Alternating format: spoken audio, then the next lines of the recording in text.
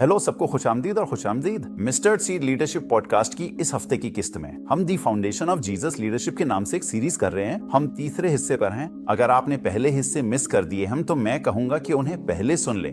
ये यसू की जिंदगी में क़यादत की बुनियाद पर है। और इस हफ्ते तीसरे हिस्से को मैंने तवज्जो मरकूज जिंदगी गुजारना का उन्वान दिया है। हम मरकज के बाब 1 के चंद आयात देख रहे हैं और इस हफ्ते हम 14 और 15 आयात में हैं। और फिर वो उन्हें पढ़ता है। ये कहता है, यूहन्ना के कैद होने के बाद यसू गलील में मुनादी करते हुए गए, खुदा की खुशखबरी की, वक्त आ गया है। उन्होंने कहा, खुदा की बादशाही करीब आ गई है, तौबा करो और खुशखबरी पर ईमान लाओ। अब वो बड़ा ख्याल जिस पर मैं चाहता हूँ कि हम आज बात करें वो ये है, आइए सोचें कि हमारे पास क्या है। यसू खुदा का बेटा दुनिया में आया है। ये आसमानों और जमीन का खालिक है। यसू आकर दुनिया से मौसमियाती तब्दीली, माशी मॉडल्स, गुर्बत के खात्मे के बारे में बात कर सकते थे। यसू हल कर सकते थे दुनिया के मसाइल। ऐसी बहुत सी चीजें हैं जो यसू कर सकते थे, जिनके बारे में बात कर सकते थे, वजाहत कर सकते थे। और फिर भी वो एक पैगाम के साथ आया, खुदा की बादशाही आ गई है। और वो बड़ा ख्याल जो मैं चाहता हूं कि हम समझें, वो तमाम चीजें नहीं है जो यसू कर सकते थे, बल्कि ये है कि यसू ने किस चीज पर तवज्जो मरकूज की। मैं एक लीडर की जिंदगी में तवज्जो की अहमियत के बारे में बात करना चाहता हूं। और बड़ा ख्याल सिर्फ ये है कि एक तवज्जो मरकूज जिंदगी एक बार और जिंदगी की तरफ ले जाएगी। यही हमारा मकसद है। बतौर लीडर हम कामयाब होना चाहते हैं। हमारी जिंदगियों में बारावरी के जरिए खुदा की तमजीद होती है। और बारावर जिंदगी का एक बड़ा दुश्मन मसरूफ जिंदगी है। जब हम इधर उधर भागते और वो अगली चीज करने लगते हैं, कई चीजें मुकम्मल करने के लिए बारावरी की कुर्बानी देकर। और यूहन्ना 15 बारावरी का एक मशहूर हवाला है।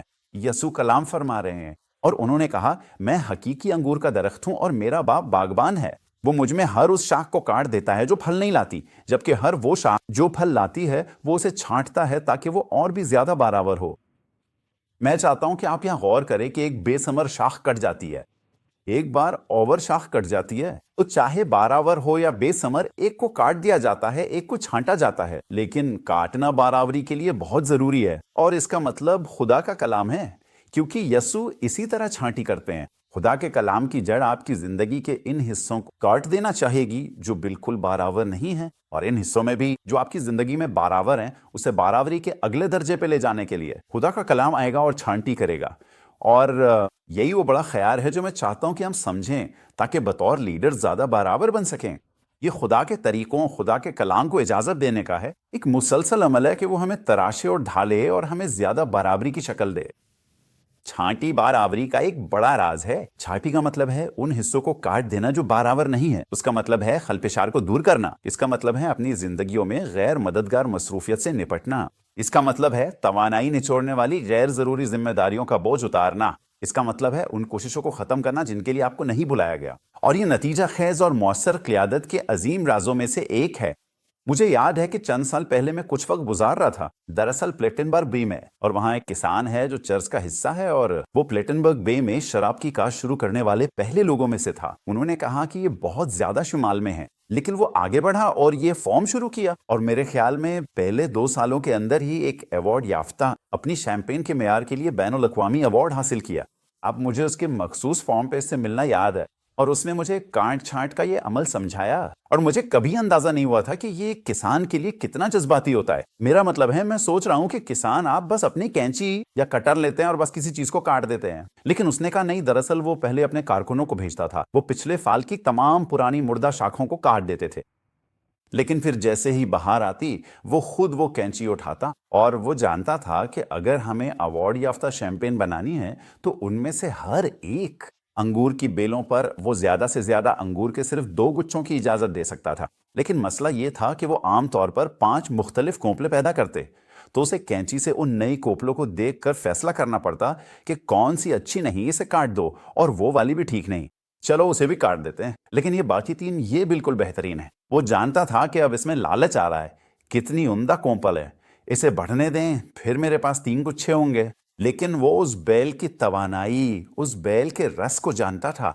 अवार्ड याफ्ता शैंपेन के लिए वो जानता था कि सिर्फ 2 गुच्छे उगने देना होंगे।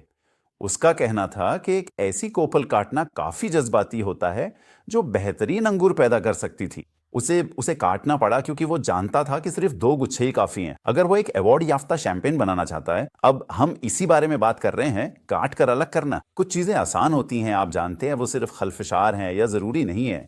लेकिन कभी कभी हमें अपनी जिंदगी की अच्छी चीजों को भी खत्म करना पड़ता है ताकि अच्छी चीजें वाकई नतीजा खेज बन सकें। मुझे जरा जल्दी से पढ़ने दे। मरकस बाब 1 आयत 36। शमून और उसके साथी यीशु की तलाश में निकले, और जब उन्होंने यीशु को पाया तो वो पुकार उठे, हर कोई आपको ढूंढ रहा है। और यीशु ने जवाब दिया, आओ हम कहीं और करीबी बस्तियों में चलें ताकि मैं वहां भी मुनादी कर सकूं। मैं इसीलिए आया। उसने पूरे गलील का दौरा किया, इबादत गाहों में मुनादी की और बदरूहों को निकाला। यीशु ने कई लोगों को शिफा दी थी और वहां एक बड़ा हुजूम उनका मुंतजिर था। वो दुआ करने चला जाता है और वापस आकर पतरस से कहता है, माजरत पतरस, हम इस हुजूम के पास नहीं जाए, हम यहाँ कोई मेगा चर्च नहीं बना रहे, हम दूसरी बस्ती के लिए रवाना हो रहे हैं। और बड़ा ख्याल ये है कि दुआ की जगह वो है जहां हम ना कहना सीखते हैं।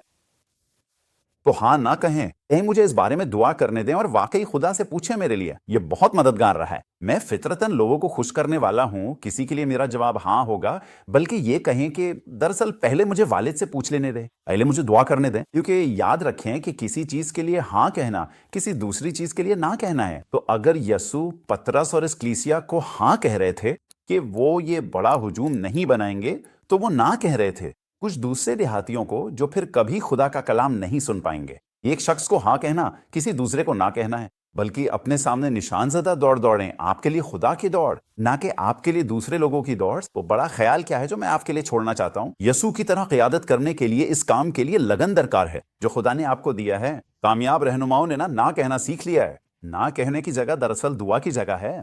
खुद को हमाहंग करना, ए खुदा तूने मुझे किस लिए बुलाया है, बाप वो क्या है जिस पर तेरी तवज्जो मतलूब है, और फिर ये मुझे हिम्मत दे कि मैं अच्छी चीज़ों को भी तराश सकूं और काटने दूं ताकि सिर्फ खुदा की चीज़ें बाकी रह जाए।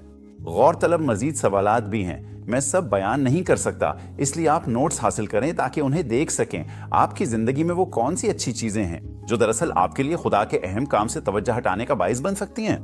मसरूफ रहने और बारावर होने के दरमियान फ़र्क पर गौर करें।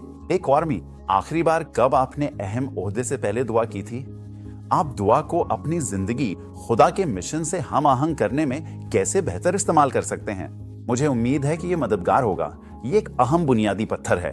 कई रहनुमा बहुत मसरूफ हैं मगर वो बारावर नहीं हो रहे। आइए यीशु के नाम में मसरूफियत पर बारावरी को तरजीह दें। उम्मीद है ये मुफीद रहा होगा। अगले हफ्ते अगले हिस्से में आपसे दोबारा मिलेंगे। तब तक के लिए खुदा हाफिज।